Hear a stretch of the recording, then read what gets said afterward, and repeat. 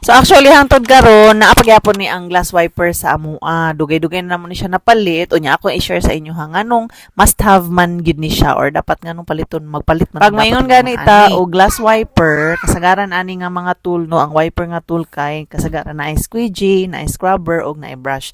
Importante gid ni siya kay kanang mo limpyo ta sa atong glass, sa atong mga windows, ug sa car nga windshields nato. Mo ni siya ang reason no, anong kinahanglan ta na atay ingon ani. Syempre kay 3-in-1 naman siya, so mas kumpleto ang ato ang cleaning. Ang brush pang lusin na siya sa hugaw or dust, ang bugat nga splat.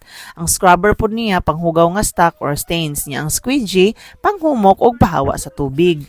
Kinahanglan dili lang nimo tanggalon ang dirt, kailangan limpyo gyud ang glass. Kung nataingon ani, masayon o mas paspas ang atong trabaho, imbis na mo asa-asa ka gamit ang brush, another for squeegee, another for cloth, diri usara siya katul tulo nang iyang function. So mas faster, mas cleaner, mas hassle free pa gyud siya, mas less ang ato ang pinakabalik-balik. Mas walay streaks. Kung mag-clean ka glass nga walay squeegee, daghan og streaks marks. Ang 3-in-1 tool kay design gyud siya para sa glass, limpyo, walay bakas, klaro ang tan-aw. Perfect ni siya sa mga car windows ug sa mga balay nga daghang salamin para sa amua.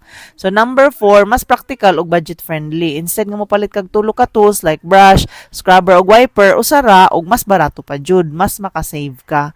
And ikalima, mas safe na siya sa naong sa samin. Kung wala squeegee,